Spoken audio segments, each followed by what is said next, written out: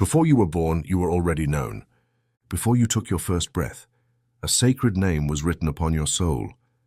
This name is not the one others gave you, nor the one written on any document. It is the name God gave you before you were born, the eternal vibration that lives deep within your being, carrying the secret of your power, your purpose, and your destiny. In Discover Your Power vertical bar, the name God gave you before you were born, based on the profound teachings of Joseph Murphy, you will embark on a journey into the core of your divine identity. You will learn that the creative power is not outside of you, but within, waiting to be remembered. You will discover how your thoughts, your words, and your beliefs shape your world, and how, by remembering your inner name, you awaken the spark of infinite presence dwelling within you. This is not merely an audiobook. It is a calling, an invitation to awaken, to remember who you truly are, and to claim the power that has always been yours. Open your mind, listen with your soul, because the time to remember your eternal name has come.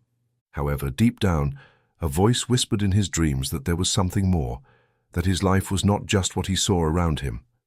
Years later, someone recognized him and brought him back to the palace. But the hardest part was not crossing the golden door. It was believing that he was the rightful heir, the king's son. This parable is more than a fable. It encapsulates the destiny of every human being. We have all grown up believing we are only what others say we are. Our civil name, our family surname, our professional title, the story they told us, and that we have told ourselves. Thus we live as spiritual beggars, unaware that beneath the layers of identity beats the heart of divine royalty. Since the dawn of time, mystics and sages have hinted at this secret. The Bible speaks to us of the new name, known only to God, which will be revealed to those who overcome, to those who pierce the veil of illusion and return to their inner home. Revelation 2:17 promises, "To the one who overcomes I will give a white stone, and on the stone a new name written, which no one knows except the one who receives it." Why so much mystery surrounding this name? Because this name is not just another label. It is a symbol of your eternal identity, the one that does not depend on history, culture, or biography. In Exodus, Moses asks God, "Show me your glory." And the answer is paradoxical. "You shall see my face, but not my name." The face is form, the name is essence. You can witness manifestations of the divine everywhere, yet true identity remains hidden, waiting to be recognized from within, not from without. For years, I myself, Joseph Murphy, walked asleep in my civil name, in my social papers, in the roles and titles life had given me. Only when I went through a profound crisis, when everything I believed myself to be collapsed, did I hear the call of the I Am. I discovered a silent, unchanging identity, a witness to all my transformations, untouched by my successes or failures. That was the beginning of an entirely new life, not because something was added to me, but because the veil of forgetfulness was lifted. Here I invite you on a radical journey. This is not a path to collect more labels, diplomas, or achievements. It is a journey of return, of remembrance, of revelation. This work is not cumulative. You do not come to fill your mind with ideas, but to empty yourself of false beliefs. Only then can the name that the Spirit pronounced over you before your birth be revealed, the name unspoken in the world, yet resonating in your soul as an indestructible certainty. I do not promise it will be easy. Letting go of the learned identity can bring vertigo, brief episodes of depersonalization, the strange sensation of not knowing who you are if you stop clinging to your stories, wounds, and accomplishments. But this shedding is the threshold to a deep, sweet, liberating recognition. You are far more than you believed.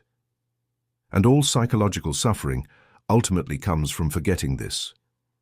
You suffered because you believed you were the beggar and forgot your royalty. This book is an invitation to remember.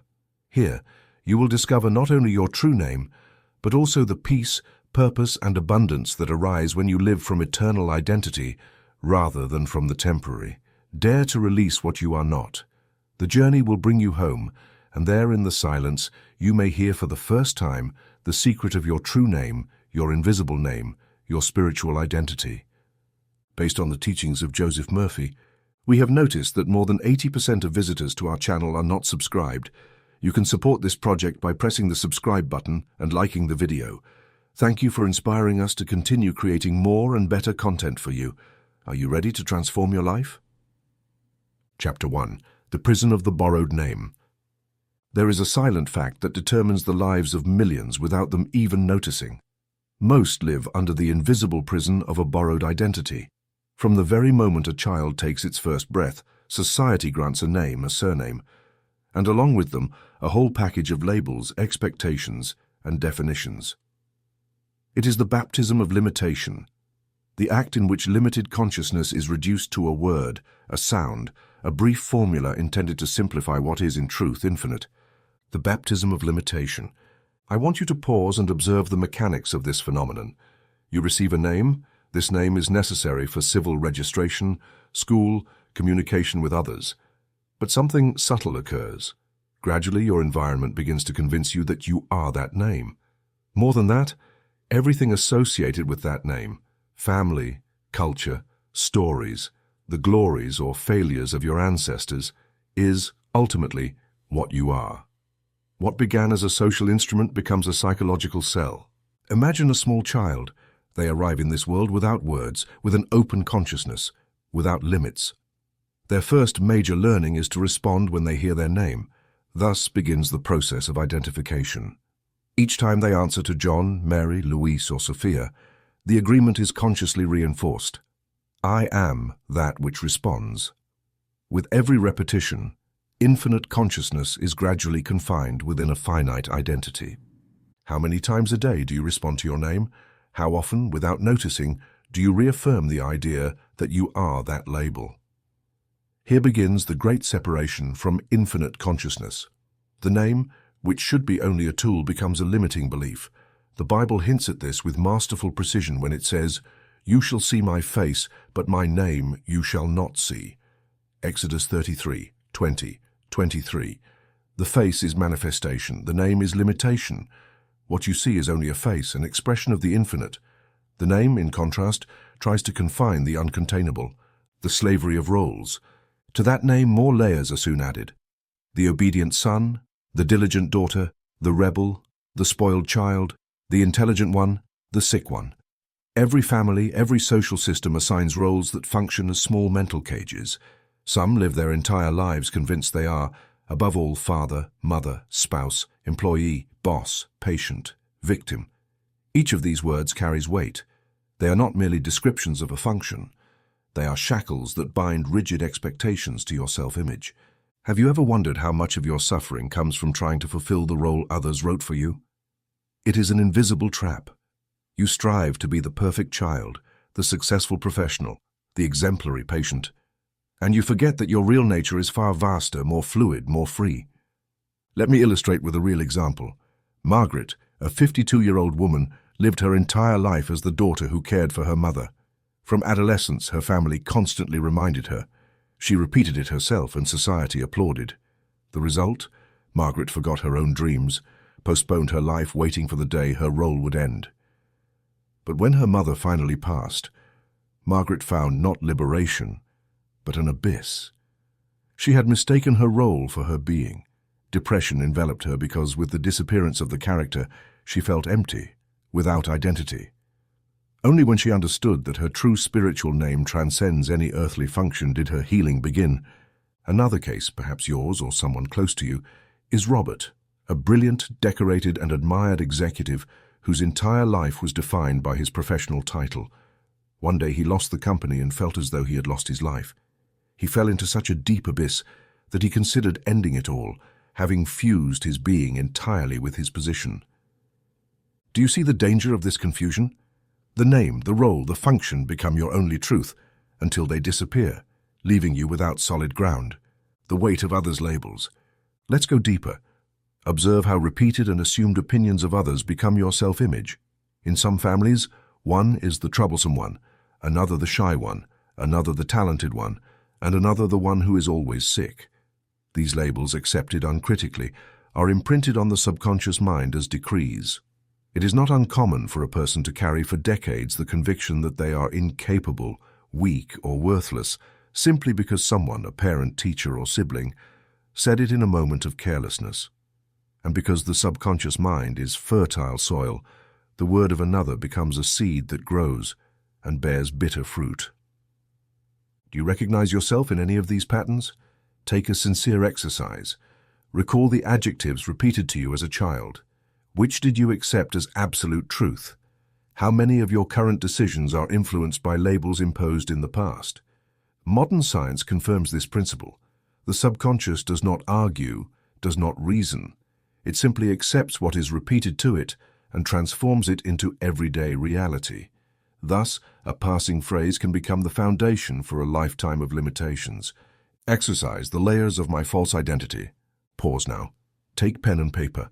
Make an exhaustive list of all the labels, names, roles, diagnoses, adjectives you use to define yourself. Right from the most obvious, I am an accountant, to the most subtle, I am distracted, I am unattractive, I am the good child, I am the sick one, I am the victim. Do not judge, just write. Then observe the list and repeat firmly, I am none of these things. I am not your name, I am the infinite presence temporarily experiencing this form. Do this 50 times each morning. Imprint this truth in your subconscious. You are the presence that observes, not the character observed. Guided meditation. Observing the one called by your name. Close your eyes, breathe deeply. Visualize your face, your body, your roles, your name. Now imagine seeing them as clothing you can remove. Notice the pure, vibrant, nameless light beneath each layer. Remain in this state for a few minutes. The goal is simple, to experience, even for an instant, the difference between being the character and being the consciousness that plays that character. Repeat silently. I am not my name, I am the consciousness observing the name unfold in the world. Scriptures and the truth about your identity. The voice of Jesus, as recorded in the Gospel of John, resonates like a hammer breaking every limiting identification. Before Abraham was, I am. John 8:58. Jesus did not identify with his name, genealogy, culture, or function.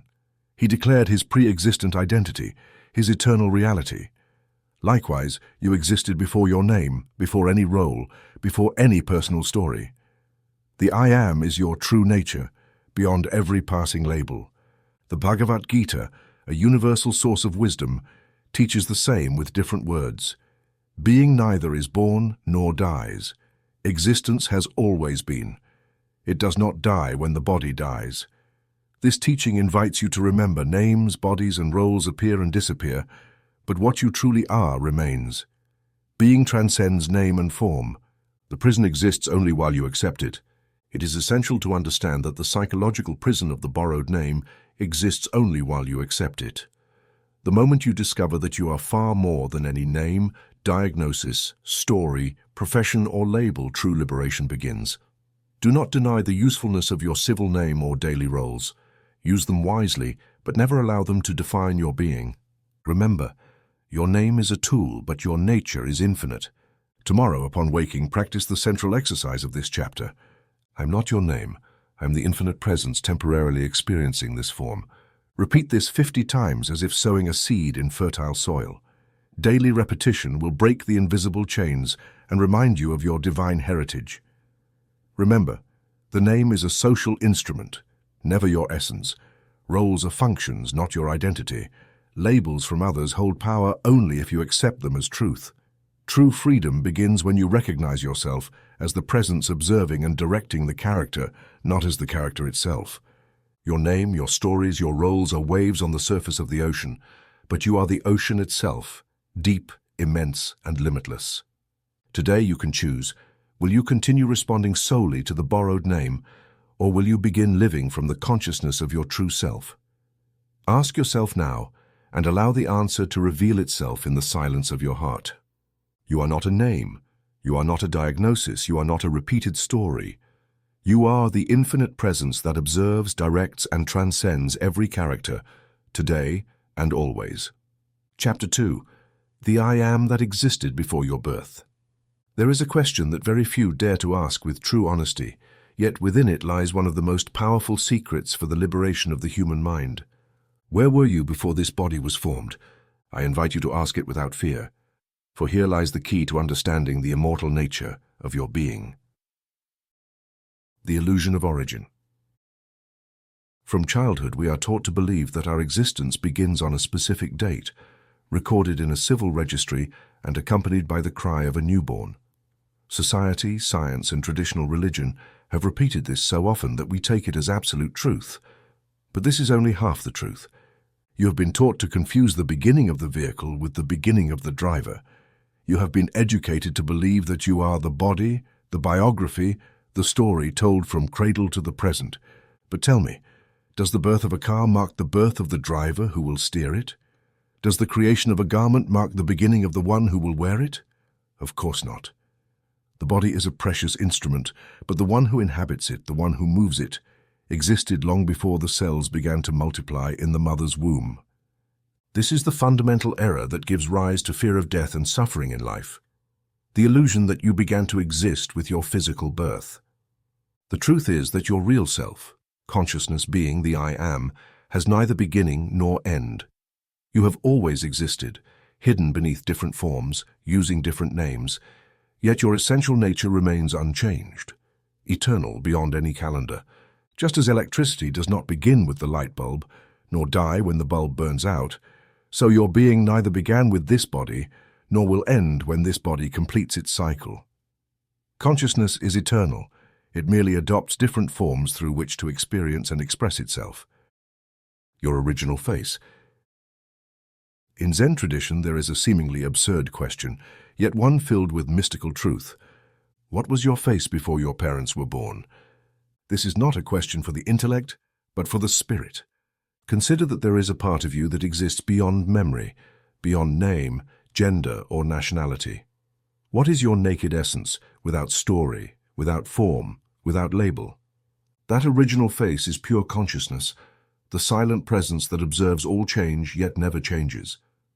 Before this body arose, you already were, not as a separate individual but as the totality itself.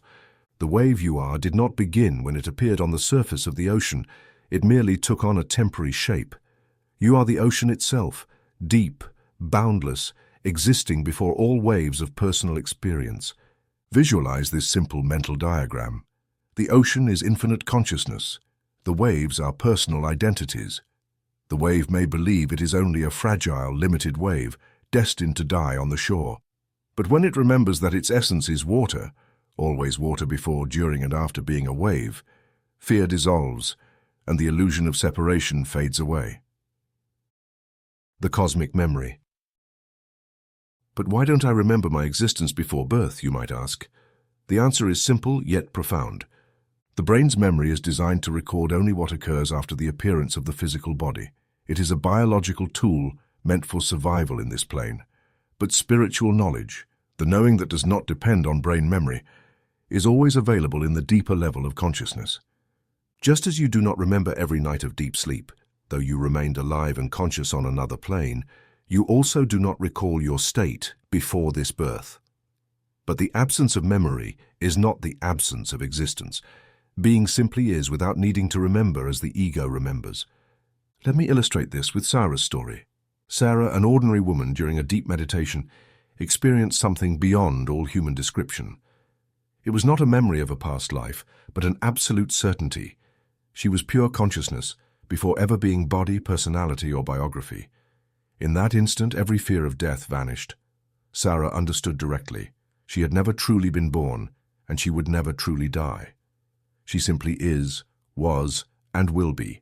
Infinite consciousness, playing temporarily with human experience. I've met parents who hear their young children ask astonishing questions.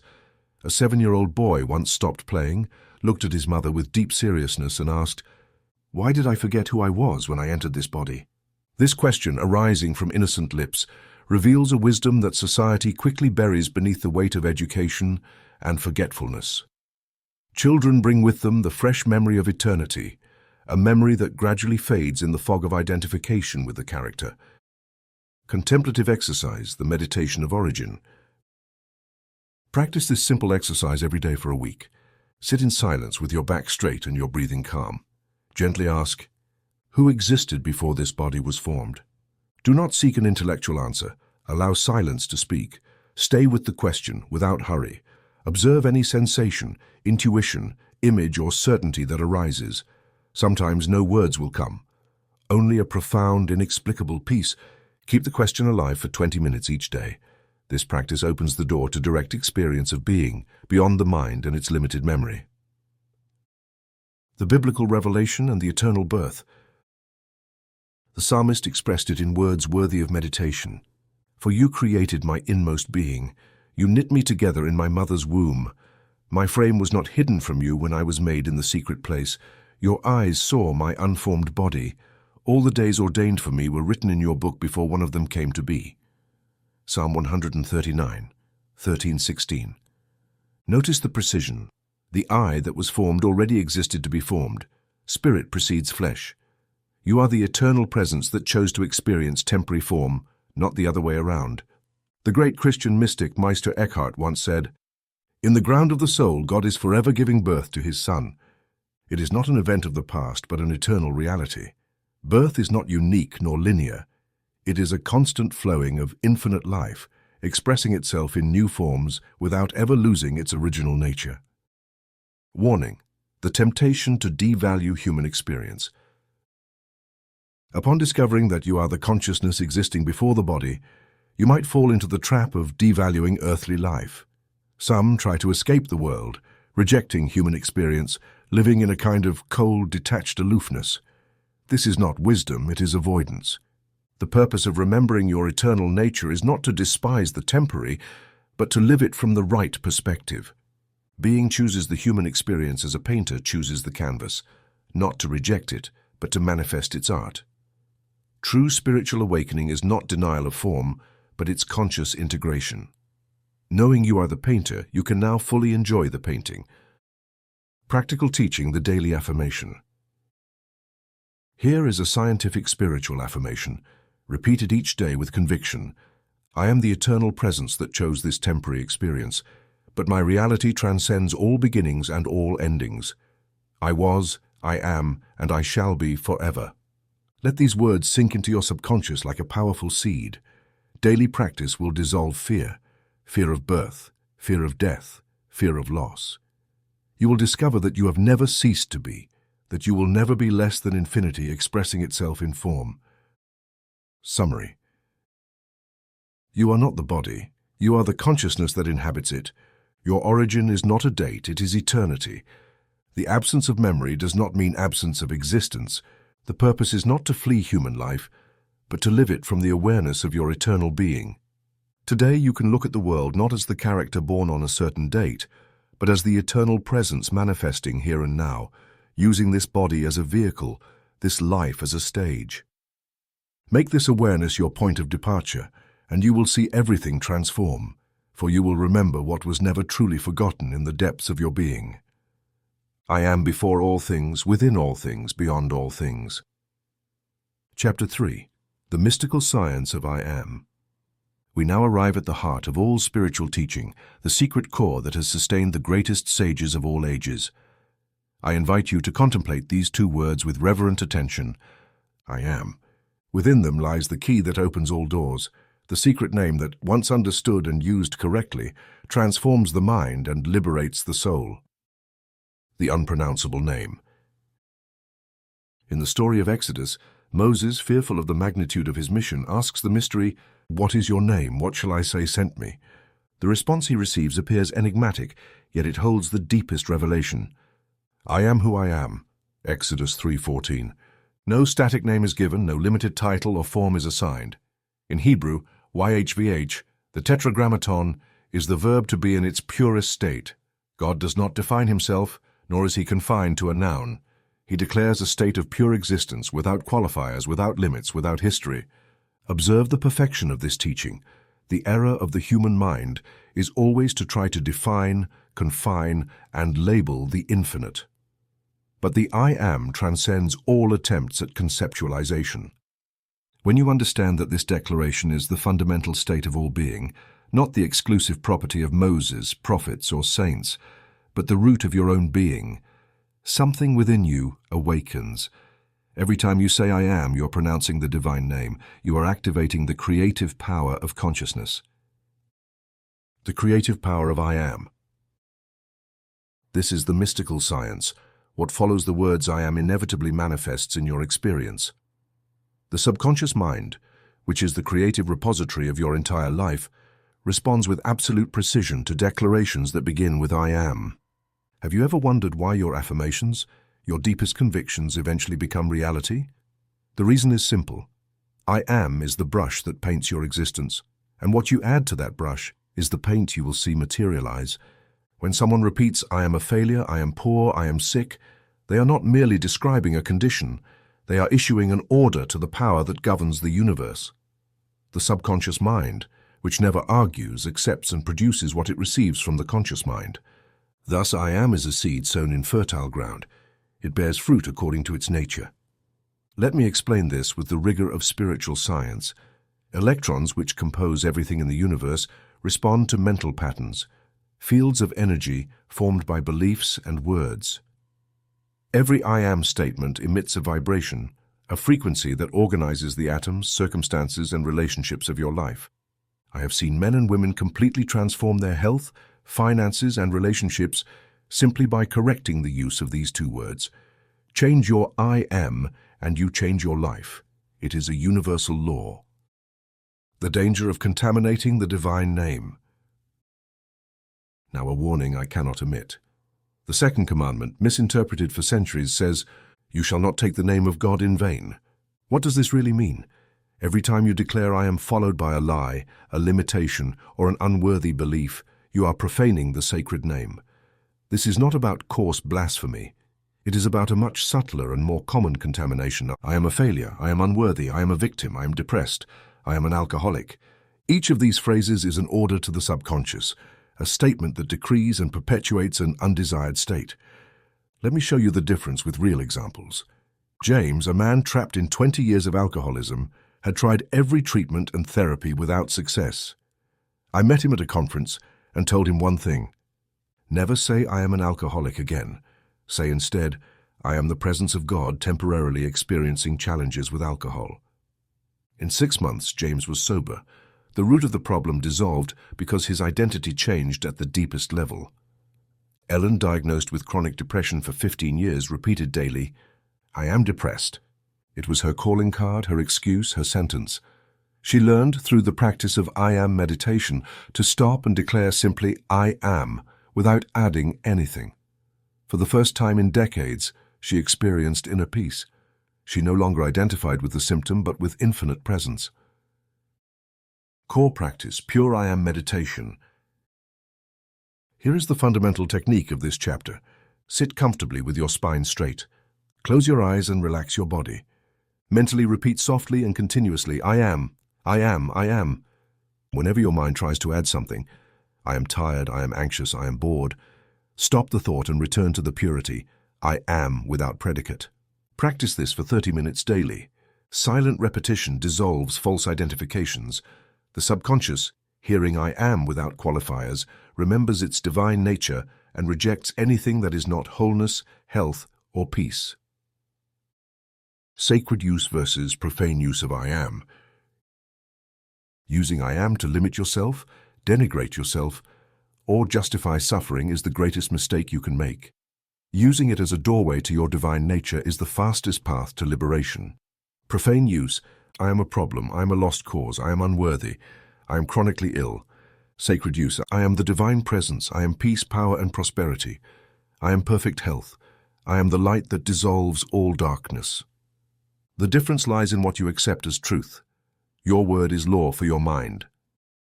The biblical root of I am's power.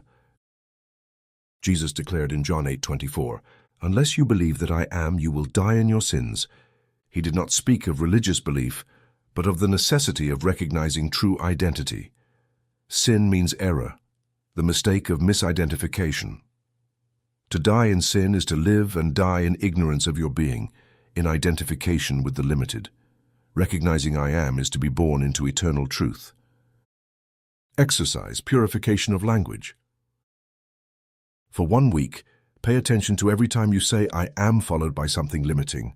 Stop immediately and correct. I am the divine presence. Do this firmly.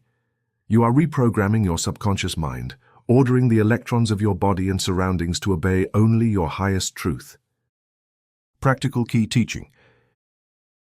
Here is an absolute rule for your life. Never under any circumstance allow anything negative, limiting, or unworthy to follow the words I am in your mind or on your lips. These words are too sacred to contaminate. Make this your personal law. Practice this vigilance with discipline, and you will witness transformation in every area of your life. Evening meditation. Before sleep, in the silence of night, mentally repeat 100 times, I am, I am, I am, and add nothing. Allow the subconscious to work during sleep, dissolving false identifications accumulated during the day. Upon waking, you will feel greater peace, clarity, and power. Remember, I am is the secret name of God within you. Pronounce it with reverence, use it consciously, and your life will reflect the glory of who you truly are. Chapter 4. The Discovery of Your Spiritual Name. In every genuine spiritual tradition, there exists the secret teaching that every soul possesses an original name, a name unknown to the world, yet resonating in eternity as a unique frequency. It is not just any word, a pretty nickname, or a fanciful title invented by the ego. It is an exact vibration, an energetic signature that identifies you unequivocally in the realm of the spirit.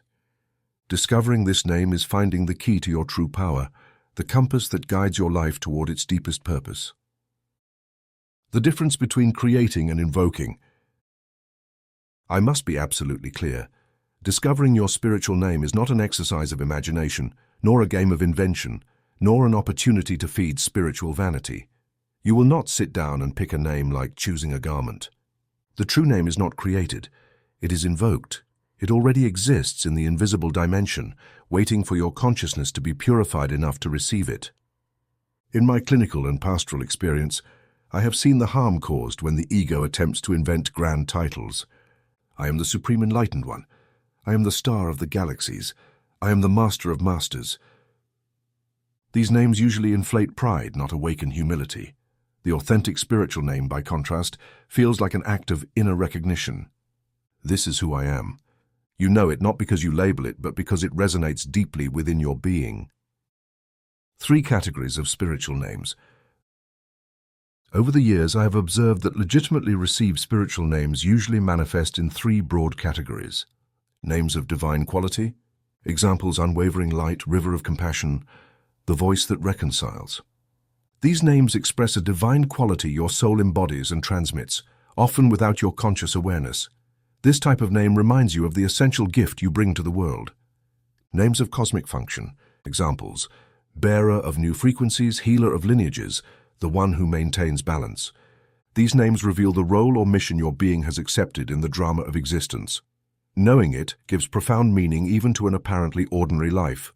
Names of pure vibration, examples, personal sounds or mantras such as Salam, Ombra, Ayu. These names cannot be translated into words, but when intoned or remembered, they instantly connect you with your essence beyond intellect. Eastern traditions recognize the power of personal mantras transmitted in a state of grace. Preparing the vessel. Before attempting to receive your spiritual name, you must prepare the ground. The mind must be purified of any desire to impress, of any expectation to gain something special, of any comparison or competition. The vessel must be empty and ready. Signs that the name comes from a genuine source. The spiritual name arrives in a moment of deep mental silence, when you are not actively seeking it. It is experienced as an inner recognition. Ah, of course, that is me. It produces humility and responsibility, never ego inflation. It may come in dreams during deep meditation, or even in an ordinary moment of full presence. Observe Michael's story, a 45-year-old accountant with a simple life and no extraordinary events. During a 7-day silent retreat, on the 5th morning, a phrase emerged from the prior silence. He who sustains balance. At first it seemed grandiose, yet upon reflection he realized that his role was to be a stable pillar in his family, his company, and his community. His life acquired profound meaning. Routine became conscious service. Linda, meanwhile, experienced her name not as a word, but as a sound, Salahan.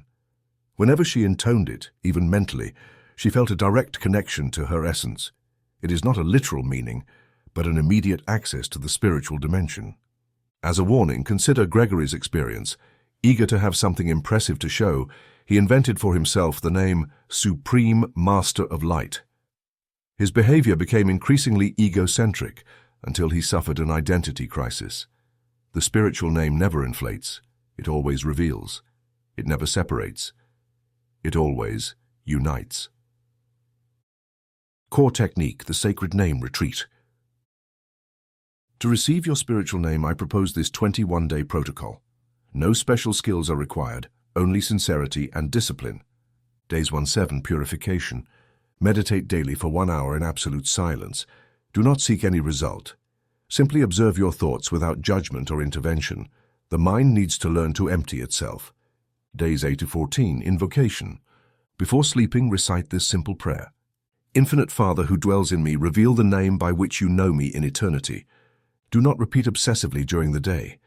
Plant the seed before sleep and release the outcome. Days 15-21, reception. Remain open and receptive. The name may come as an internal word or phrase, a symbolic image, a sensation later articulated in words, or a particularly clear dream. During these days, record any synchrony, dream, impression, or moment of clarity that seems to indicate your spiritual function. Sometimes the name appears unexpectedly, even while washing dishes or walking to work. Biblical analysis, Revelation 2:17.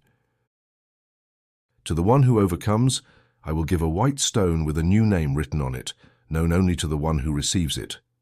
Victory here is not over others, but over the ego. When you transcend identification with the temporal and open your consciousness to the eternal, the new name, your true identity, is revealed in the sanctuary of the soul. No one else can know it or give it to you. It is a secret between you and the divine. Verification guide. How can you know your spiritual name is authentic? Verify. It arrived in a state of mental quiet, and it feels like recognition, not an exciting novelty. It produces humility and a sense of service. It does not arise from the desire to stand out or impress. There is no urgency to share it with others. It feels sacred and private, and it inspires a more authentic life. It may bring physical sensations, peace, expansion. It remains consistent over time. It does not contradict your deepest moral sense. Crucial warnings. Do not seek names to impress. Your spiritual name is not an ornament or calling card. If you do not receive a name in 21 days, do not despair. Continue living as I am. The name comes when you are ready, never before. The names most uncomfortable to the ego are often the most authentic. The silent servant, the invisible hand, the unknown guardian. Your name may evolve as your spiritual development advances. Do not cling to any form. Practical teaching. Your spiritual name is for intimate use with the divine. It is not to be boasted, commercialized, or revealed to the curious. Used correctly in meditation and prayer, it exponentially multiplies your spiritual power. Upon receiving it, repeat it softly in your heart during moments of stillness, prayer, or difficulty. Use it to remember who you truly are when the world tries to reduce you to a passing label. Summary. The spiritual name is not invented or chosen. It is received as revelation. It is a vibrational frequency, not a mere word.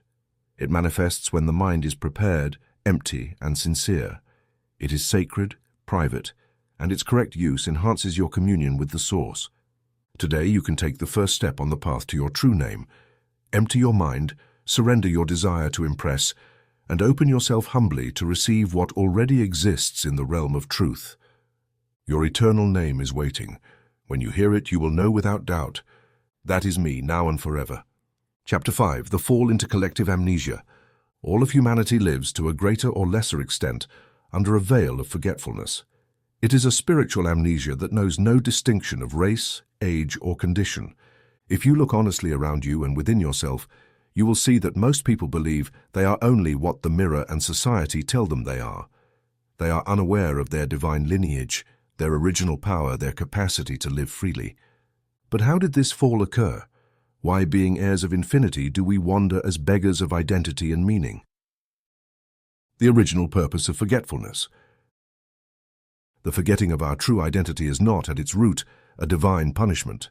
It is not the result of moral failure, but part of a greater plan of evolution and self-discovery.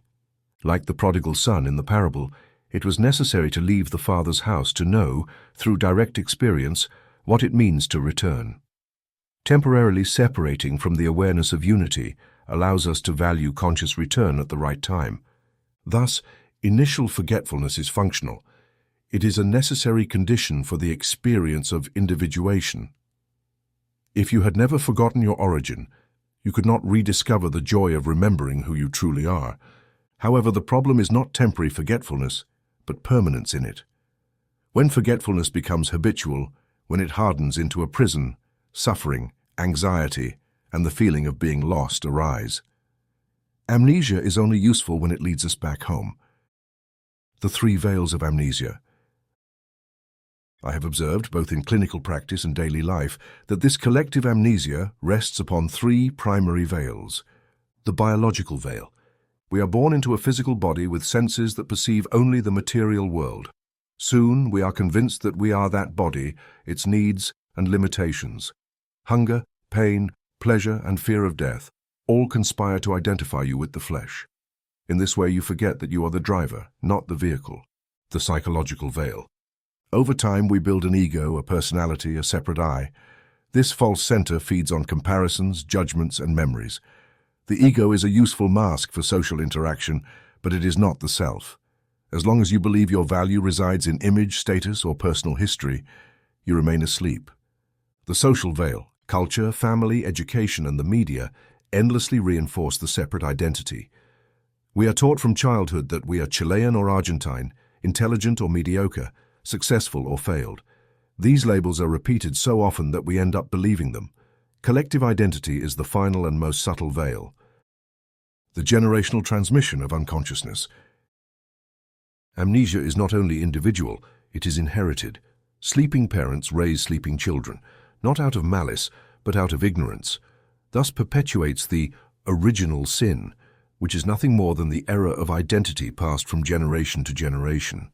No one is guilty.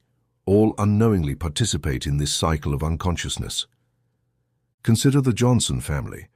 The grandfather, traumatized by the horrors of war, lived convinced that the world was hostile and dangerous. His chronic anxiety became an identity of constant threat. This vibration transmitted to his son, who lived obsessively focused on security. The grandchildren, raised in an environment of continuous worry, unknowingly adopted anxiety as part of their being. No one knew there was an alternative, until one of them, after an existential crisis, awakened to the truth. I am not the fear I inherited. I am the invulnerable presence. By changing his identification, he broke the family cycle. Partial awakenings and relapses. Many who begin a spiritual life experience peak moments, brief glimpses of their true nature, flashes of peace and certainty. However, it is common that after a retreat, a deep meditation, or a mystical experience, amnesia returns. We fall back into identification with the ego, the body, the character. David, whom I counseled for several years, is a living example. During spiritual retreats, he reached states of exceptional clarity and bliss. He felt humble before all, free of fear. But upon returning to daily life, he forgot everything and fell again into patterns of stress and worry. David's error was considering his spiritual identity for special moments, not for ordinary life. His true transformation came when he began affirming, even while washing dishes or balancing accounts, I am the divine presence here and now. Constant practice turned remembrance into habit, and habit into nature. The biblical root, the fall in Genesis. The book of Genesis depicts the human fall symbolically. Eating from the tree of knowledge of good and evil is entering duality, where a separate self exists apart from the other. It is not a moral sin, but a voluntary entry into the awareness of separation. Since then, we have forgotten unity and begun the game of false identity. The cycle of amnesia. Forgetfulness generates suffering. Suffering reinforces identification with the ego. Identification with the ego deepens forgetfulness. Thus, the wheel continues to turn until the exhausted soul seeks the exit and begins the reverse process, remembrance of the truth. Awareness exercise, recording moments of forgetfulness. For 1 week each night, take a few minutes to note moments when you forgot your true identity, when you were offended, fearful, or attached to material things. At the end of each entry, write, "In that moment, I forgot that I am the divine presence temporarily experiencing this situation." This simple practice dissolves the power of forgetfulness and opens the door to remembrance. Guided meditation, remembering through the veils. Sit in silence for 15 minutes. Begin by feeling your body. Recognize, I am not this body. I am the one who observes it. Observe your thoughts. Recognize, I am not these thoughts. I am the one who observes them. Perceive your social roles. Recognize, I am not these roles. I am the one performing them. Rest in what remains. I am pure. With practice, identification with the transient weakens, and the consciousness of your true self strengthens. The divine reminder alarm. The mind forgets. Therefore, I recommend a simple, powerful tool. Set 8 daily alarms on your phone. Each time one sounds, pause for 30 seconds and recall, no matter what I am doing, I am the infinite presence doing it. I will not forget again today. Applied with discipline, this technique reprograms the subconscious and accelerates the process of remembrance. Powerful nighttime affirmation. Each night before sleeping, declare aloud or in your mind, today I experienced temporary amnesia, but now I remember the truth. I am the eternal child of the Most High, temporarily playing at forgetting. The game ends now. I sleep in the awareness of my true identity and will awaken tomorrow remembering who I really am. Make this affirmation your final prayer. Become the one who remembers, and your life, even amidst a sleeping world, will be a living testimony of the truth. Remember always, forgetfulness was necessary, but remembrance is your destiny. Collective awakening begins with your individual awakening. You are far more than you believe, and your true identity patiently awaits recognition once again. Chapter 6. Dissolving the identity of suffering. The greatest obstacle to your spiritual liberation is not circumstances, other people, or past mistakes. The true obstacle is the deep, silent identification with suffering. Over decades of practice, I have seen thousands of men and women build their lives upon the ruins of their pain, to the point of fearing the loss of suffering because they believe it defines their identity. Let me tell you the truth plainly. You may have experienced abuse, illness, rejection, poverty, or betrayal, but none of these experiences defines who you are. Suffering is a visitor, not the house itself.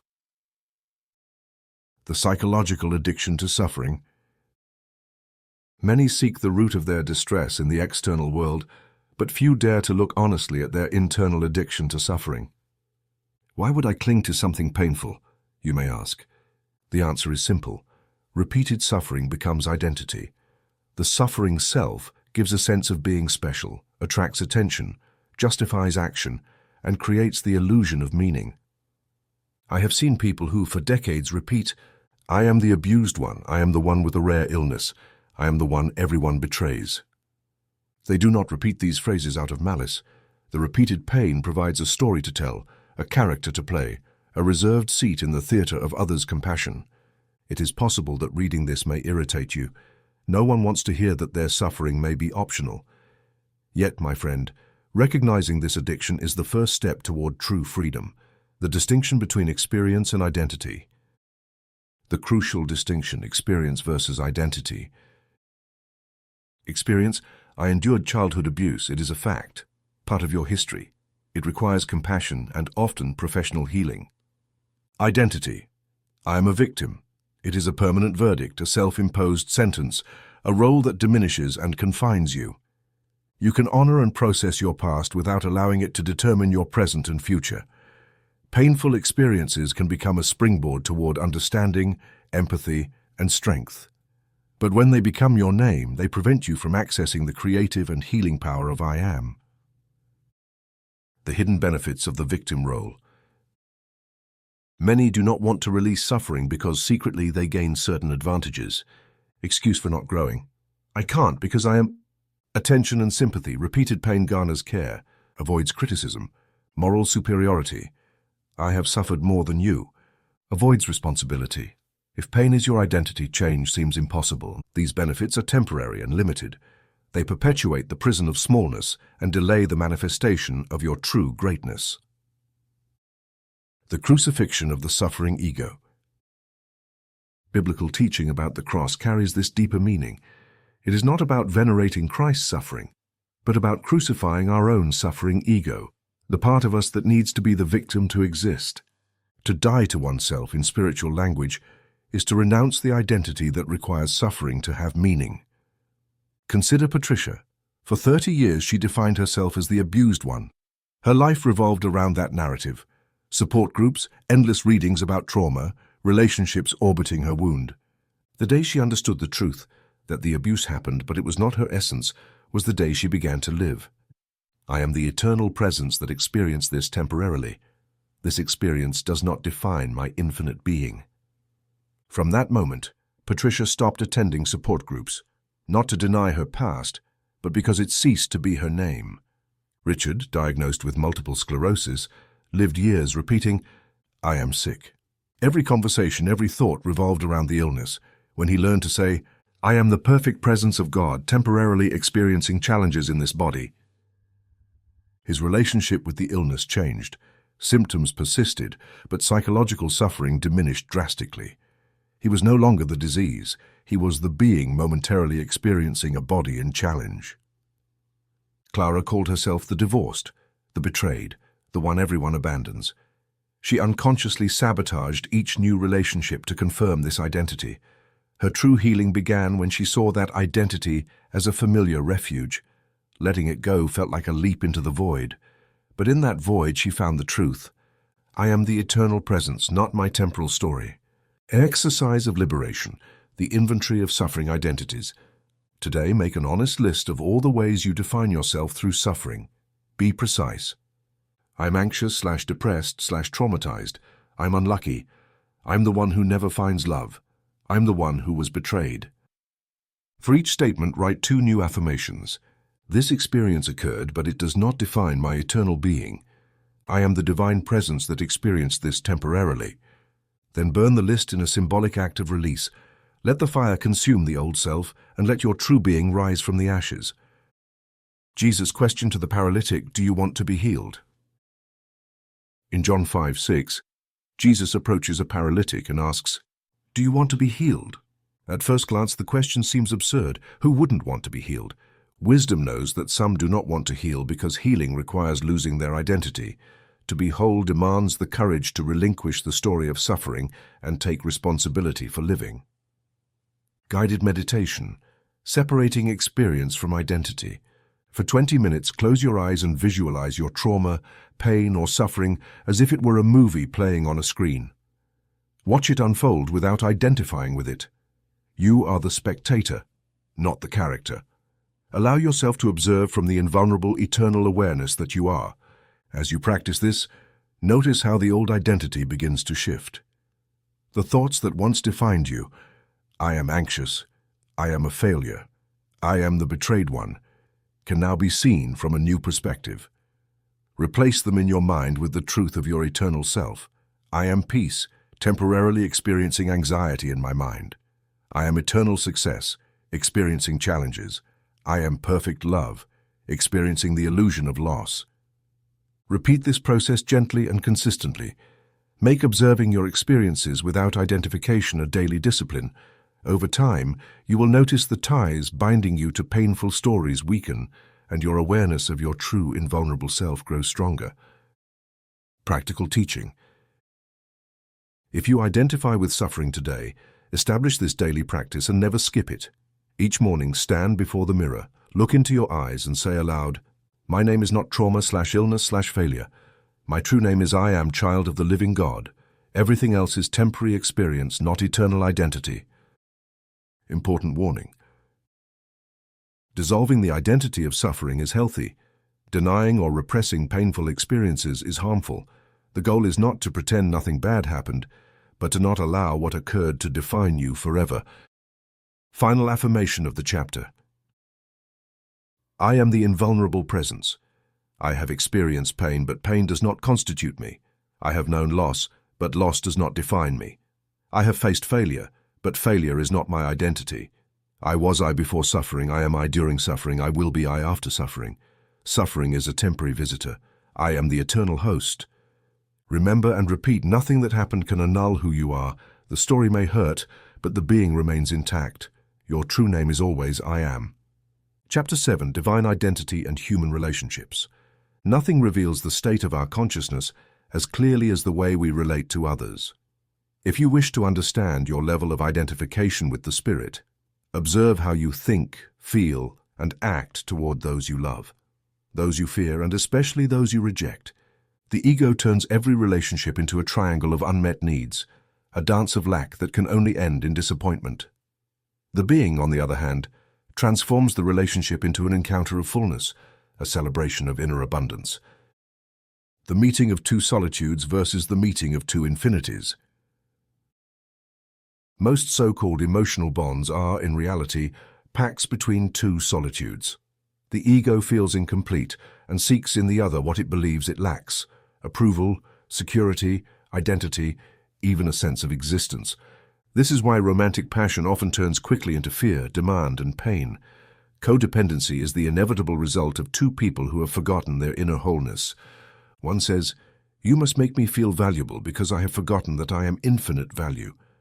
Another demands, "You must fill my emptiness because I do not recognize that I am plenitude." A third cries, "You must confirm my existence because I have forgotten that I am existence itself." By contrast, when two beings remember their divine identity, they do not need each other to be complete. They are already complete within themselves. The relationship, then, is no longer a transaction between beggars, but a communion between kings. You no longer approach with an empty cup, hoping it will be filled. You share with others the overflow that springs from your own inner source. In this state, love ceases to be demand and becomes free choice. Egoic relationships always disappoint. Whenever you ask someone to give you what only your spiritual identity can provide, you condemn them to failure and yourself to frustration. No one can indefinitely carry the weight of your deficiencies, nor can you carry theirs. This is the source of conflicts, crises, and repeated breakups. The ego sees the other as adversary, savior, or threat. The being sees the other as a reflection of its own infinity. Disappointment is not the other's failure. It is the failure of an expectation based on ignorance of your own being. The death of neurotic romance and the birth of true love. What the world calls romance is often mutual addiction. Two people use each other to avoid their own emptiness. While the illusion lasts, they feel in love. But the spell breaks the moment the other fails to fill the void. Then come demand, reproach, manipulation, and drama. True love is only possible when two awakened presences recognize each other as expressions of the same divinity. I do not need you, but I choose you. I am not lacking, but I celebrate your existence. I do not come to take, I come to share. Discovering your true identity has an immediate effect. You release others from the false identities you projected onto them. You no longer see your partner as the one who never listens, your mother as controlling, or your boss as tyrannical. You perceive them as they truly are, temporary manifestations of the same infinite presence that inhabits you. When you stop seeing yourself as a victim, you stop seeing others as perpetrators. When you recognize your divinity, you can see divinity in all. I have accompanied couples like Marina and Carlos on the brink of divorce after 15 years of recriminations. She identified as the unappreciated wife. He as the husband who never does anything right. Every interaction reinforced the prison of these labels. Everything changed when they learned the practice of divine recognition. Before each conversation, they reminded themselves internally, "I'm not speaking with my wife-husband. I'm in the presence of the divine manifestation in feminine masculine form." In 6 months, their marriage was revitalized. They stopped relating ego to ego and began meeting presence with presence. Love returned because it no longer depended on lack, but on inner fullness. Angela, a single mother, identified as a victim of abandonment. For 8 years, this identity contaminated her relationship with her son, whom she unconsciously saw as proof of her misfortune. The day she discovered her identity as I am, she could see her son for the first time as an independent soul, not as a reminder of her trauma. The relationship changed instantly because she had stopped projecting pain and began sharing love. Thomas, on the other hand, could not maintain friendships because he secretly believed himself spiritually superior to others. Here lies the opposite danger: spiritual inflation of the ego. True divine identity produces humility, not arrogance, because you see the same divinity in everyone. There is no one to look down upon. Practices for relational transformation. Mutual recognition meditation before important encounters. Close your eyes and affirm, "I am the divine presence." Affirm for the other. Name, "You are the divine presence." Visualize a light in the center of both hearts. Enter the encounter conscious that two expressions of God are communicating. Exercise. Rewrite the egoic narrative you hold about key people.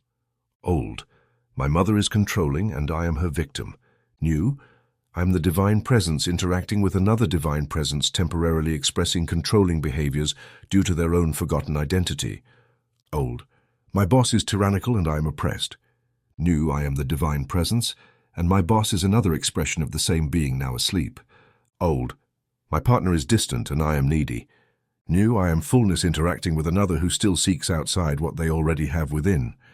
This change does not deny problematic behaviors, but contextualizes them from a deeper understanding. You stop being reactive and become creative in love.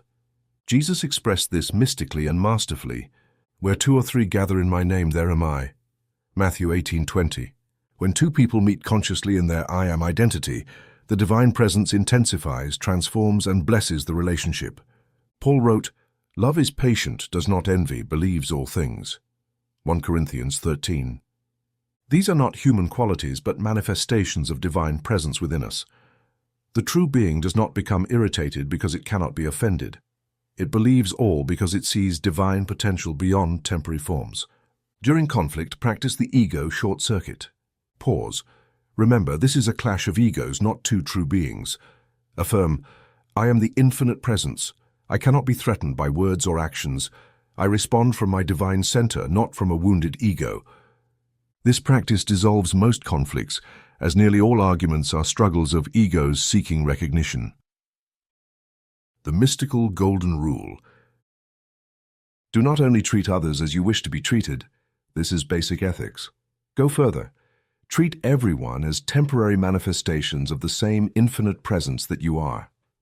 This is the mystical level of the golden rule. Intimacy and sexuality from divine identity. Sexuality, when lived through the ego, is an exchange of needs, manipulation, and possession. When two people know their identity, I am, sex becomes a sacrament of mutual recognition. Do not repress sexuality, elevate it. When two divine presences unite intimately, it celebrates God meeting God in polarized form. No shame, no demand, only communion. Awakening in existing relationships. When one awakens to their true identity within a relationship, the dynamic shifts. The partner may feel threatened because they can no longer emotionally manipulate the one who knows their spiritual invulnerability. Do not use your awakening as a weapon. Maintain humility. Let your transformation be an invitation, not an imposition. Some relationships will end, and though this is painful, it is necessary for the growth of both souls. Final affirmation of the chapter. I am the divine presence in relation to other expressions of the same divine presence. I do not need love, validation, or recognition from others, because I am love, value, and existence itself. From this fullness, I choose to share, celebrate, and honor divinity in every encounter. My relationships are no longer negotiations of need, but celebrations of abundance.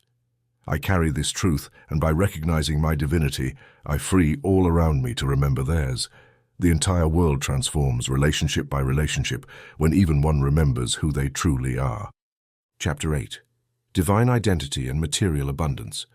The human mind, conditioned over millennia by scarcity paradigms, views abundance with suspicion. Many, even among sincere spiritual seekers, believe in an inevitable dichotomy between the sacred and the material, between prosperity and spirituality, but they are not separate. Gold and prayer, stars and money, food and words, all are manifestations of the same consciousness, exploring itself in infinite forms. Wealth and poverty, before being external realities, are statements of identity. One who declares themselves poor before the universe is already begging. One who recognizes themselves as an heir of the infinite cannot help but prosper, even if the world does not understand the mystery of their confidence. Poverty as a statement of identity. Do not shy away from this revelation. Most human poverty, excluding extreme cases of oppression, is a direct result of identity. It is not merely the emptiness of a bank account, the weight of debt, or the simplicity of a humble home. It is the silent yet powerful proclamation, I am lack. Few phrases carry as much power as this, for the subconscious, the faithful servant of the I am, never questions the command. I do not have becomes I am not. From there, the obedient universe surrounds you with signs that confirm your self-definition. Have you ever caught yourself silently repeating, "Money is for others. I was not born for this. My family has always been humble. I do not deserve so much." Each of these statements is a decree, a sentence passed by the most relentless judge, your self-perception. Robert, for example, lived on the edge of scarcity for 40 years. It was not laziness. He worked harder than anyone, day and night. Yet deep within, he carried the identity of the poor child, the one who must struggle, unworthy of abundance. Everything changed when, exhausted, he experimented with affirming his divine inheritance. For 6 months, every day he repeated, "I am infinite prosperity. I am the child of the owner of all. I am a channel for abundant good." Without changing jobs, his income tripled. Opportunities arrived like flocks of birds to a freshly sown field. The only thing that truly changed was his secret identity. The sin of false humility was released. False humility versus divine inheritance.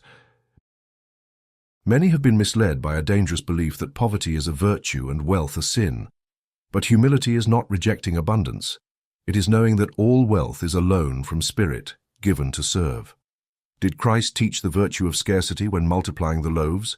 Is the Creator, owner of galaxies and oceans, poor? The parable of the talents. Matthew 25:14-30 is clear. The servant who buried his talent out of fear or false humility was called wicked and lazy. Do not reject the inheritance that is rightfully yours by divine birthright. Your Father owns all, and as his child, all is yours. False humility that renounces prosperity is, in reality, a rejection of your own identity. Patricia, a devout woman, lived for many years in lack because she believed spiritual purity required material deprivation. Her awakening came when she understood, Spirit created the physical universe. To reject the material is to reject part of God. Her prosperity grew not by changing jobs, but by accepting, I am an expression of God in both spiritual and material form. Wealth of the ego versus abundance of the being. Not all that glitters is spiritual gold. Some accumulate from fear, emptiness, or the need to prove themselves. Egoic wealth is never enough. Every achievement fuels anxiety. Every acquisition increases fear of loss. The ego never has enough because it is disconnected from the source. The abundance of being is different. You do not accumulate. You allow life to flow through you. You give and receive without anxiety because you know the source never dries up. You enjoy what you have but are not defined by it. If it disappears, your essential provision remains intact. I am the source of my provision. Timothy illustrates the danger. He proclaimed, I am wealth, but from a greedy ego. Anxiety grew, generosity vanished, and he lost more than he gained. True prosperity always produces detachment and natural generosity. The metaphysical formula for prosperity. Spiritual law is infallible. Identity precedes manifestation. I am is a declaration of quality. Prosperity becomes an inevitable manifestation. You do not attract what you desire. You attract what you declare yourself to be. When you affirm, I am prosperity, you are not begging for the future. You are recognizing a present reality in the invisible dimension, which will inevitably manifest in the visible world. Try it for 40 days. Repeat each morning the affirmation of your divine inheritance. I am the child of the owner of the universe. All that the Father has is mine by divine right of identity. I do not beg for prosperity. I claim it as inheritance. The infinite wealth of God flows to me, through me as me. I am materialized prosperity. Observe how your subconscious decisions and the universe reorganize to confirm the identity you claim. Exercise tracing your financial identity. Complete these phrases honestly. Deep down, I believe money comes to people who are underscore, underscore, underscore, underscore, and I am underscore, underscore, underscore, underscore, slash, not underscore, underscore, underscore, underscore. I deserve, do not deserve abundance. Identify each limiting belief and replace it with, I am infinitely worthy because I am an expression of God. Repeat, insist, until the new identity takes root. Tithing an abundant identity. Malachi 3:10 says, Bring the full tithe and test me. This is not a transaction to purchase divine favor, but a metaphysical act. By giving 10% of what you receive, you declare, I am so abundant that I can give generously. The subconscious registers this not as loss, but as an affirmation of having. To the one who has, more is given. In the parable of the prodigal son, Luke 3:31, the father declares, all that is mine is yours. The son experienced lack, not because the father withheld it, but because he lived in the distant land of separation consciousness. Returning home is remembering your identity, and abundance immediately flows. Guided meditation visiting the treasury. Spend 20 minutes visualizing an infinite divine warehouse filled with unlimited wealth, gold, food, health, ideas, and opportunities. Hear the voice, all of this is yours because you are my child. Nothing will ever be lacking. Practice receiving without guilt or doubt.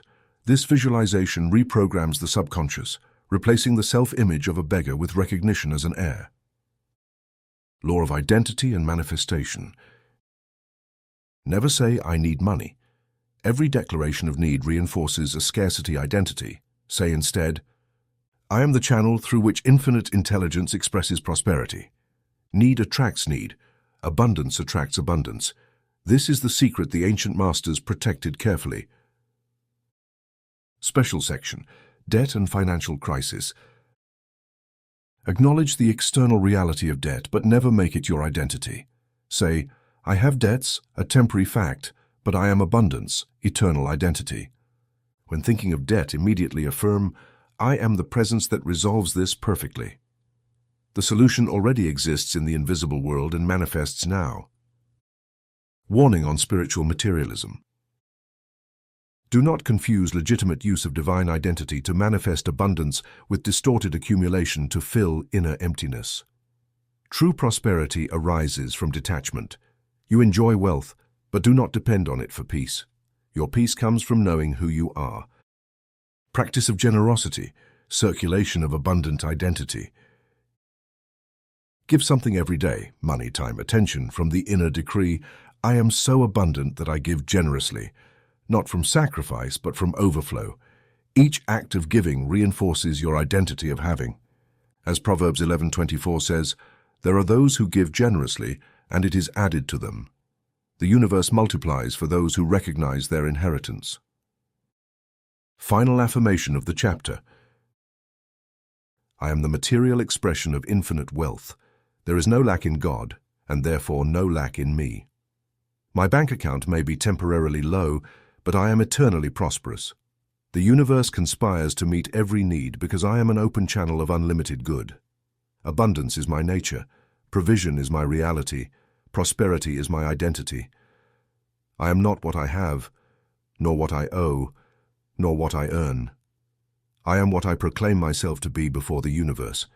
I make my I am the secret magnet of abundance, and life responds, for it can only give what I dare to be. Chapter 9. Your true identity in the physical body. This chapter explores the relationship between your eternal identity, I am, and the temporary vehicle you inhabit, the body. Murphy would reveal how misidentification with the body creates illness, accelerated aging, and fear of death, and how realizing your true identity can radically transform your physical health and bodily experience. Section 1. The fundamental error, I am my body. Murphy would begin by exposing the most widespread and profound fallacy, identifying with the physical body. Using simple logic and examples, he would show the falsity of this belief. If you were your body, then each time you lose a tooth, cut your hair, or undergo surgery, you would cease to be yourself. Every cell in your body is completely replaced every 7 years. Does that mean you become someone else? No. The I am that observes these bodily changes remains constant and unchanging. The observer and the observed cannot be the same. Your body is what you experience, not what you are. Section 2. Body as temple versus body as prison. Murphy distinguishes two opposing paradigms. Limiting paradigm, the body as absolute identity and final prison. This is me, this is all I can be. Liberating paradigm, the body as a temple and sacred vehicle for the expression of infinite consciousness. He warns against extremes. Neither despise the body in harmful asceticism, nor worship it in narcissistic materialism. Instead, love it, care for it, and recognize it as a holy instrument of the I Am. Section 3. How false identity creates illness. Murphy presents his revolutionary understanding of the metaphysical origin of disease. The body takes your declarations as literal orders. I am weak, the immune system weakens. I am sick, sickness perpetuates. I'm old, aging accelerates. Every cell responds to the vibration of your subconscious self-definition. Many chronic symptoms originate and persist in these hidden identity beliefs. Section 4. Immortal identity and the death of the body. Murphy directly addresses humanity's greatest fear: death. Fear of death only exists while you believe you are the body. Once you understand that I am existed before this body and will continue afterward, death becomes a transition, not annihilation. Case studies. 1. Helen and rheumatoid arthritis. Diagnosed with a degenerative disease, Helen had assumed the identity, I am rigid, I am inflexible. Her body obeyed. Through daily affirmations, I am divine flexibility, I am perfect movement. Her doctors described her improvement as miraculous after 18 months. Murphy would call this the restoration of the I Am's authority over the body. 2. George and aging. At 72, George accepted himself as old and frail. Murphy guided him to repeat daily, I am eternally young in essence, using a 72-year-old body. His vitality, mobility, and mood improved dramatically. The body responded to identity change like a plant to water and sunlight. 3. Marcus and denial. Marcus misapplied the teaching by denying a serious illness and avoiding necessary medical treatment. Murphy emphasized that recognizing your spiritual identity does not mean rejecting physical reality or medical resources. I Am perfect health can and should accompany medical care. Infinite intelligence can work through doctors, surgeries, and medicine. Daily spiritual practice. Reconnecting body and spirit. Upon waking, touch each part of your body and affirm, this body is not my identity. It is my sacred temple. I am the divine presence temporarily inhabiting here. Cellular dialogue for specific symptoms or illness. Place your hand on the affected area and say, beloved cells, you do not define me. I am the consciousness guiding you. From my divine identity, restore perfect order now. Manifest radiant health. Guided meditation disidentifying from the body. Spend 20 minutes in progressive relaxation, affirming, I see this arm, I am not it. I am the one using it. Proceed through the entire body until experiencing consciousness as something separate and superior to the physical form. Biblical analysis. 1 Corinthians 6:19. Do you not know that your body is a temple of the Holy Spirit? The temple is sacred, but it is not God. Care for it, but neither worship it nor fear losing it. John 2:19-21. Destroy this temple, and in 3 days I will raise it up. Jesus identified with the eternal self, not the physical body. Key practical teaching. Law of identity and the body. Never say, I am sick. Instead say, I am perfect health. I may temporarily experience symptoms in my body, but I am eternal, invulnerable consciousness. Special section, aging. The body ages, but I am never ages. Identification with aging accelerates deterioration. Affirm, I am the eternal presence. This body has an age, but I have no age. I direct this body from infinite vitality. Murphy promised that while this will not completely stop aging, it will slow it and eliminate psychological suffering. Practice for chronic illness. Daily affirmation, I am the intelligence that created this body and can restore it perfectly. Beloved body, remember your original design. Beloved cells, remember your function. I am health, manifesting in every part. Warnings about extremism. Do not reject medicine or practical resources. True spiritual awareness uses all means while maintaining correct identity. A spiritual ego that denies physical reality is as dangerous as materialism. Preparing for death. Murphy. I'm existed before this body, I will exist after. Death is just taking off a coat. I, the wearer, continue eternally. Before sleep, remember, sleep is temporary death. Awakening is daily resurrection. This trains consciousness for the final transition. Final affirmation of the chapter. I am the immortal presence temporarily inhabiting this sacred temple called my body. I am not this body, but I love and care for it as a holy instrument. Each cell listens to my divine voice and responds with perfect health. My body may age and eventually die, but I am eternal, immune to decay, free from death. I live in this body with gratitude, but my identity transcends all physical form. I am eternal life expressing itself temporarily in this body. Chapter 10. The Divine Purpose Encoded in Your Identity. Discovering who you truly are, the silent core behind all your names and stories, does more than answer the question of identity. It inevitably reveals the deepest purpose of your existence. For Murphy, identity and purpose are not separate matters. They are the two sides of the same coin, inseparable. When you recognize the truth of your being, the mission of your life begins to shine with a clarity impossible to force from the rational mind. Think of this. There is no need to search for purpose outside yourself, as if it were hidden in some exotic corner or reserved for a privileged few. Purpose is already encoded in your true name, the spiritual name that existed before you were even aware of having one. If in meditation or a moment of grace, you feel the certainty, I am a bearer of light or I am a healer of lineages, it is not poetry or fantasy. It is a reminder of what you already are and what you have come to manifest. Your purpose is not something to fabricate. It is the natural expression of your identity. Like fire gives warmth and a flower gives fragrance, your being gives purpose. However, the epidemic of existential emptiness that sweeps humanity arises precisely from forgetting this truth. Those disconnected from their real identity seek meaning in external achievements, the accumulation of possessions, the approval of others, in goals that lose their shine once achieved. Life then becomes a succession of attempts to compensate for a sense of lack, a constant flight from the burning question within, why am I here? But when you remember your essence, purpose arises spontaneously, like a spring that cannot be contained. You stop asking what you should do and begin allowing your true being to express itself in every decision and gesture. The uniqueness of your purpose. Discovering your purpose does not mean it will be identical to anyone else's. There is a universal melody we all share, to awaken, to love, to express the divine. But there is also a unique note, unrepeatable, that only you can sing. There is no comparison between the mission of a healer and that of a mother quietly nurturing her children's growth.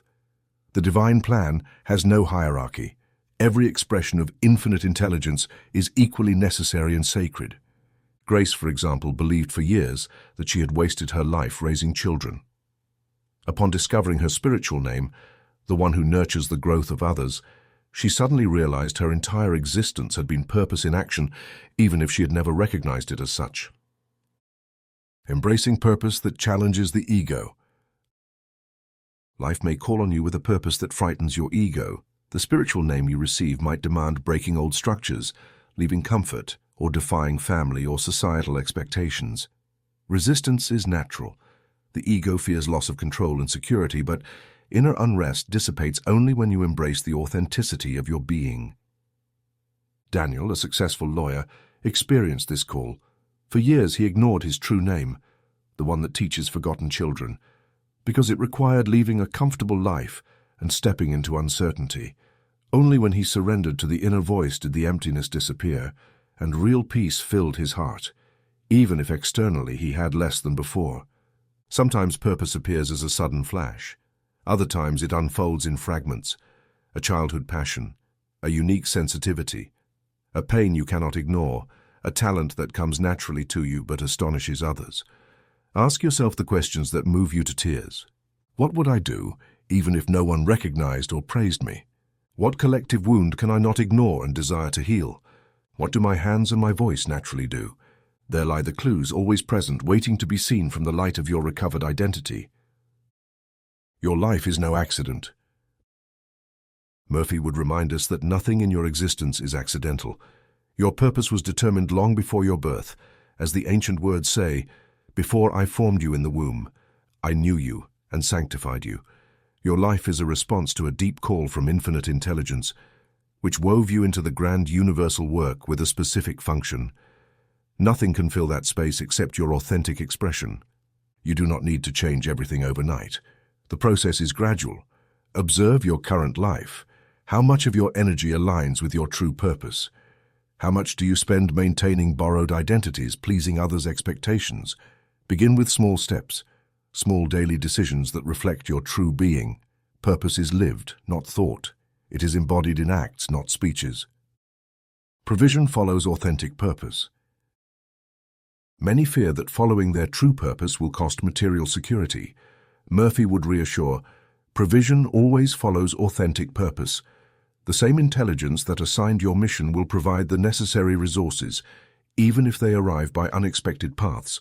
What seems like sacrifice from the ego is liberation from the spirit. True poverty is betraying your calling. True wealth is flowing with who you are. Do not fall into the trap of comparison. Your neighbor may have a visible purpose, yours may be anonymous. Both are vital. What matters is authenticity, not visibility. My purpose is perfect for me. I do not compare or diminish it. I'm exactly who I need to be, doing exactly what I must do. Resistance is normal. You may feel unqualified, fearful, or judged, but your divine identity contains all the capability necessary. The rest develops along the way. The entire universe conspires in favor of those who choose to live from their true identity and purpose. Daily practice. Each morning ask yourself, I am spiritual name. How will I express my purpose today? What aligned action can I take right now? Murphy would say, when you write, declare, and sign your commitment to your true being, you mobilize invisible forces in your favor. The act of writing your purpose and sealing that pact impresses direction on your subconscious and on the very fabric of the universe. Years ago, Murphy worked in a comfortable pharmacy position, but felt a growing restlessness. In meditation, he recognized his true identity, the one who reveals mental laws for mass healing. Leaving security was costly, but the peace and sense of meaning that followed were incomparable. One cannot betray their true purpose without betraying their own soul. Now, as you listen to these words, take a moment to declare inwardly, I am spiritual name. With this identity comes a sacred purpose. I seek no meaning outside myself, neither in achievements nor in the approval of others. My purpose is the natural flowering of my divine identity. Each day I allow it to manifest with greater clarity, courage, and gratitude. Everything I need appears in its perfect moment. I am guided, provided for, and sustained by the infinite intelligence that brought me here. I accept my purpose with humility and joy, so it is done. Chapter 11. Living from eternal identity in a temporal world. Reaching the point where you recognize your eternal identity, your true I am, can feel like waking from an ancient dream. Yet the real challenge is not experiencing this truth in moments of silence or in a meditation retreat. The true test, which we all face, is maintaining that awareness when the world demands, pressures, and distracts. Murphy would have said with total honesty, it's easy to feel enlightened while meditating in solitude, but the test comes Monday morning, in traffic, at work, in family conflicts, paying bills, in moments when the spiritual feels as distant as a blurry dream. Here lies a dangerous trap, spiritual escapism. Murphy insisted rightly that knowing your divine identity is not an excuse to evade earthly responsibilities. Being spirit-embodied does not mean abandoning your work, neglecting your family under the pretense that all is illusion, or waiting for life to solve itself while you meditate. True spirituality does not flee from matter, it transforms it. The goal is not to escape the mundane into the divine, but to fuse the divine into the everyday, making every action a sacrament. Every encounter is an opportunity to express the eternal presence you are. Washing dishes, answering emails, Murphy taught that no task is too small or trivial to be illuminated by the consciousness of I am. Washing dishes becomes a prayer when you remember that you are the infinite presence experiencing the act. Changing diapers, driving through the city, taking calls, paying bills, everything becomes sacred when done from the consciousness of being the divine presence expressing through the ordinary. Here is true power. You don't need more time to be spiritual, you only need to remember who you are while doing what you do. Yet there are battlefields where awareness is easily lost. The first is work or career. How often do we reduce ourselves to our title, to expectations of success or failure, forgetting we are far more than the role we play? The second is close relationships, where old ego patterns resurface. and we react like automatons to familiar triggers, leaving no space to respond from our true identity. The third is crisis: illness, loss, uncertainty. Here, the temptation to panic or identify as a victim is strong. In each of these arenas, the practice of remembering your identity is not only an anchor but a lifeline. Murphy would have told real stories, not of isolated saints, but ordinary people. Jennifer, a single mother of 3 with no time for long rituals, found freedom by transforming each moment into spiritual practice. While preparing breakfast, she affirmed inwardly, "I am divine love, nurturing these bodies." While driving to work, "I am perfect peace in the midst of traffic." While answering emails, speaking with colleagues, or attending to her children, she remembered, even for a few seconds, that she was not just an overwhelmed woman, but the same divine presence experiencing life through her. Gradually, her anxiety diminished, her joy grew, and life began responding with unexpected opportunities.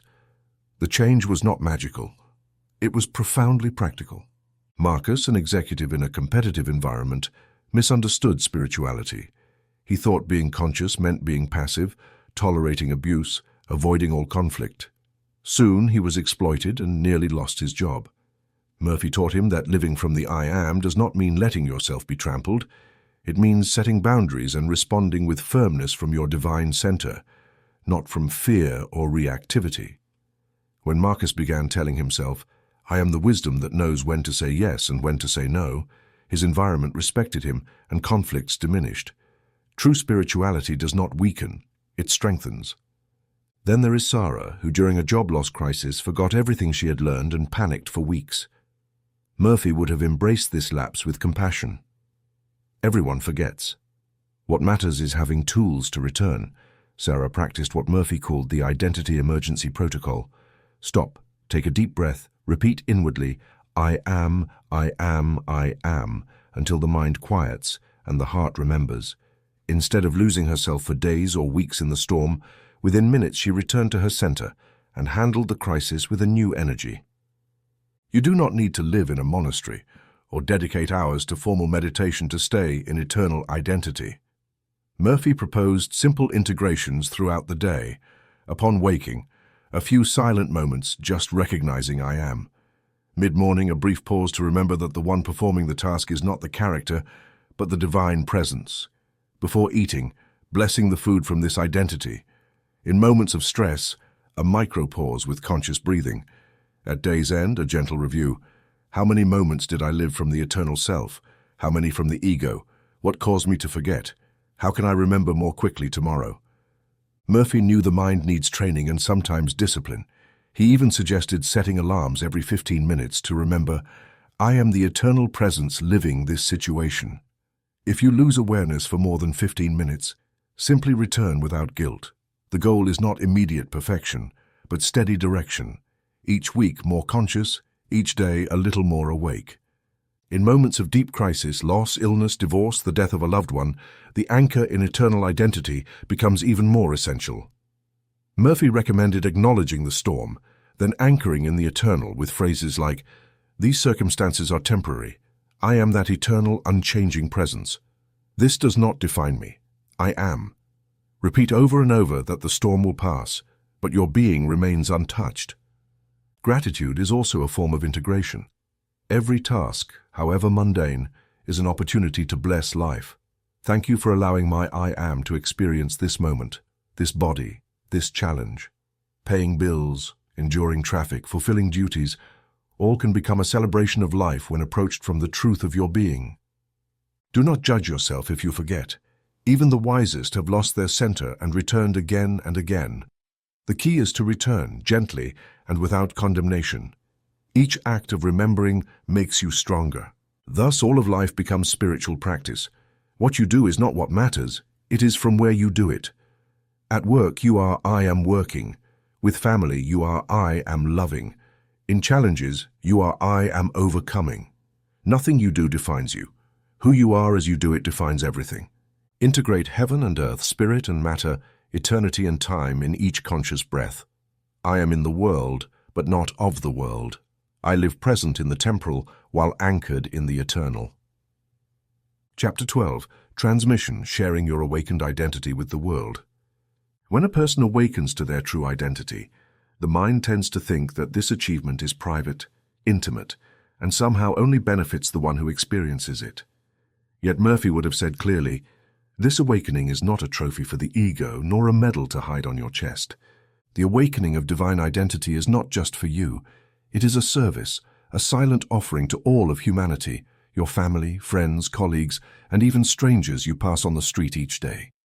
The myth of private awakening dissolves the moment you understand that your elevated consciousness is like a light in a dark room. You don't need to say a word. Simply by being lit, everything changes. Murphy would have explained that when even one person awakens in a family, a team, or a community, the entire atmosphere shifts. It is as if the collective energy field receives a spark, a signal that another frequency is possible. You may not notice it immediately, but gradually, the peace, trust, absence of judgment, and joy that emanate from you begin to radiate outward. Those nearby may not know why, but they feel calmer, more seen, more secure.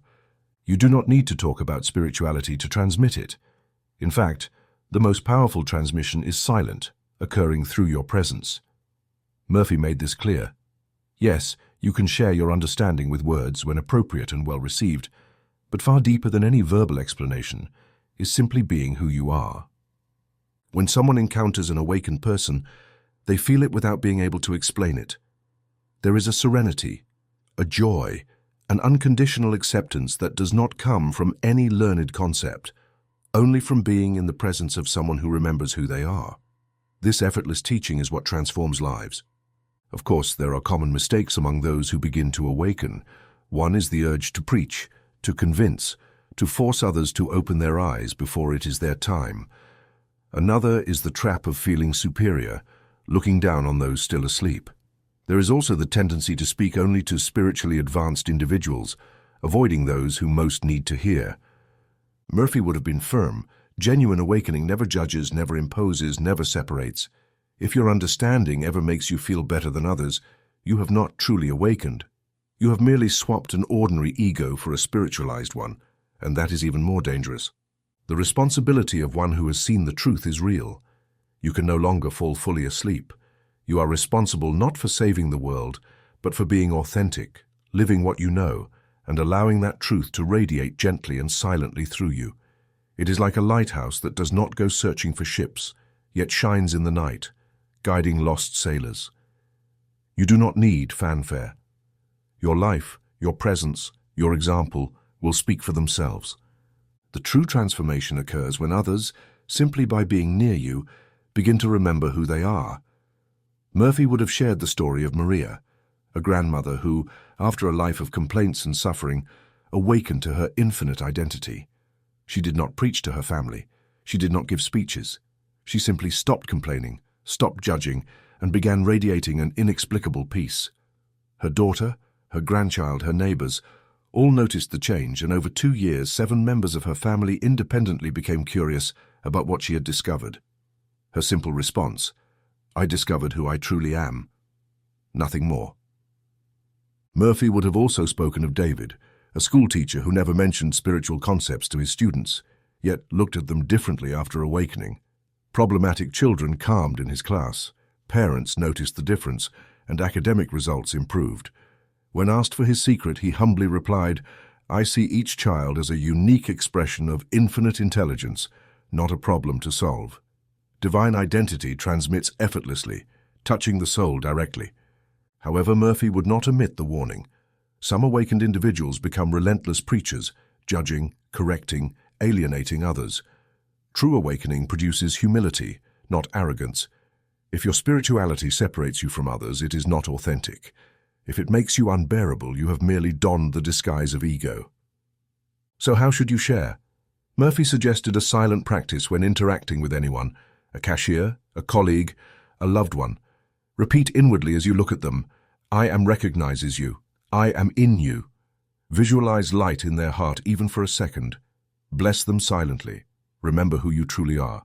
They may never consciously know, but their soul feels it, and the atmosphere shifts. This is how your awakening becomes invisible service, a secret blessing. Discernment is also necessary. It is not always time to speak. Share only if the person asks, if you see genuine interest, if your words help rather than confuse. Do not speak to validate your own ego. If in doubt, remain silent and live the truth. The language of your life will speak louder than any argument. Share always in the language the other can understand. You do not need to say, "Awaken your identity, I am." You can simply ask, "Do you ever feel that you are more than you seem?" Your ego is an illusion. You can say, "You are not your story.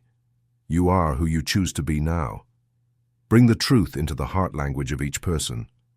Murphy quoted Jesus, "You are the light of the world. Let your light shine before men." Do not hide your awakening out of false humility, but do not display it for spiritual ego either. Simply live so authentically from your true identity that others see and desire that peace, that freedom, that love. Your awakening is not the end of the journey. It is the beginning of your silent service. You are now a bridge between the divine and the human. Wherever you go, the atmosphere clarifies. Hearts open, pain softens. Effortlessly, without fanfare, simply through the calm light of one who remembers the truth. That is enough.